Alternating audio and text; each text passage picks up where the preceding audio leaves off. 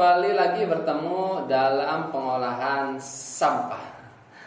Pada pelatihan kali ini kita harus tetap semangat tentunya, karena dengan semangat semuanya akan terasa lebih ringan dan terasa lebih mudah. Sobat Lingkungan dimanapun berada, semoga kita semua juga tetap diberikan kesehatan, tentunya rezeki yang lancar ya dimanapun kita berada. Dan dengan jargon kita clean today, better tomorrow, kita tetap jaga lingkungan kita dan bijak mengolah sampah. Pada pertemuan kita kali ini kita akan melanjutkan pembahasan masih seputar sampah anorganik, di mana kita akan bersama-sama mendiskusikan serta mempelajari terkait dengan daur ulang limbah logam. Nah, sobat lingkungan dimanapun berada, kalau kita mendengar kata logam, ini biasanya identik dengan besi gitu ya. Besi, seng, ya, kawat, baja, dan lain-lain. Nah, itu sebenarnya adalah jenis-jenis dari logam. Kemudian logam itu sendiri apa sih sebenarnya? Logam ini merupakan material keras gitu ya, yang tidak tembus cahaya, kemudian berkilau, serta memiliki konduktivitas ataupun daya hantar panas atau daya hantar listrik yang baik. Itu adalah logam. Bisa kita lihat contohnya seperti besi, kemudian aluminium, baja, seng. Itu semua memiliki ciri-ciri tadi. Kita ambil contoh lah besi gitu ya. Nah, besi itu pasti strukturnya keras dan padat, kemudian tidak tembus cahaya dan berkilau serta memiliki konduktivitas. Bisa kita lihat kalau seumpama kita menggunakan sendok ya, ataupun besi kita tempelkan ke panas ataupun ke api, maka api tersebut akan menjalar ke tangan kita, akan terasa lebih panas. Nah, begitupun dengan konduktivitas ataupun daya hantar listriknya, besi juga bisa menghantarkan listrik. Tapi jangan dicoba juga kita colokkan besi ke aliran listrik kemudian kita pegang, itu tidak boleh sobat lingkungan. Nah, sobat lingkungan, biasanya sampah-sampah logam ini dihasilkan dari bahan-bahan rumah tangga, bangunan, kemudian kendaraan serta perangkat-perangkat rumah lainnya. Begitupun dari perangkat elektronik juga ada. Nah, kita ambil contoh seperti bahan-bahan bangunan.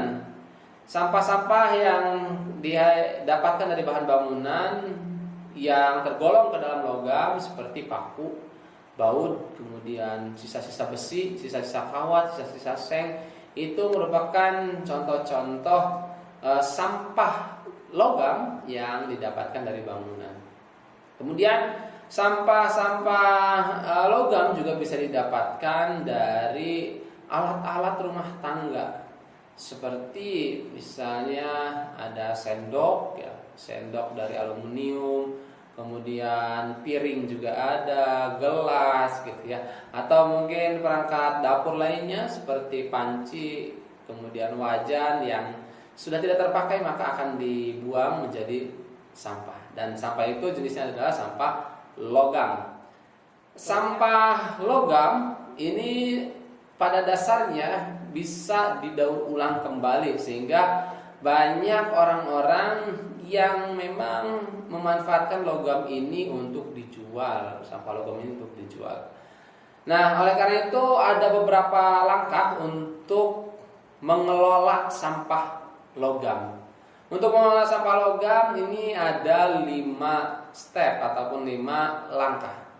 Langkah yang pertama adalah pengumpulan dan pemilahan, kemudian langkah kedua pembersihan, langkah ketiga penghancuran, langkah keempat peleburan dan pemurnian, dan langkah kelima adalah pembentukan produk.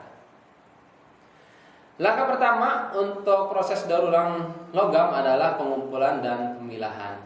Untuk mendapatkan bahan-bahan logam, bahan-bahan sampah logam maksudnya, biasanya kita peroleh tadi dari limbah-limbah hasil rumah tangga, tapi bukan limbah sisa makanan ya, tapi limbah-limbah bahan-bahan rumah tangga seperti tadi panci bekas, wajan bekas, sendok bekas, ataupun dari sisa-sisa alat-alat transportasi. Bisa juga kita dapatkan bahan-bahan logam ini dari sisa-sisa bahan bangunan, besi, kawat, seng, dan lain-lain. Nah, nanti dari sini kita akan pisahkan logam berdasarkan jenisnya. Ada besi, aluminium, baja, ataupun jenis logam lainnya, maka harus kita pisahkan atau kita pilah sesuai jenis. Kemudian sobat lingkungan, langkah selanjutnya adalah pembersihan. Pembersihan ini merupakan langkah untuk memisahkan antara baja dengan komponen lainnya yang menempel seperti cat, kemudian stiker, ataupun sampah-sampah lainnya yang menempel. Nah, itu adalah step yang kedua. Dan step ataupun langkah yang ketiga yakni penghancuran. Sebelum ke proses keempat dan kelima, maka besi, logam ataupun logam lainnya ini harus dihancurkan. Nah, apa tujuannya? Agar bisa mempercepat proses peleburan selanjutnya. Karena dengan ukuran yang lebih kecil, maka proses peleburan akan lebih cepat dibandingkan dengan ukuran-ukuran yang lebih besar. Nah, selanjutnya sobat lingkungan adalah peleburan dan pemurnian. Untuk peleburan akan disesuaikan dengan jenis logam yang akan didaur ulang. Antara logam besi, aluminium, kemudian seng, dan lain-lain, ini tentunya memiliki titik lebur ataupun titik leleh yang berbeda ya. Oleh karena itu nanti harus disesuaikan. Nah, pada saat setelah peleburan maka pemurnian. Pemurnian di sini bertujuan untuk menghilangkan zat-zat kontaminan ataupun zat-zat yang memang tidak dibutuhkan dalam proses daur ulang. Nanti ketika masih tercampur maka tidak akan mengganggu proses produksinya serta ada kontaminasi dari bahan yang tidak diinginkan.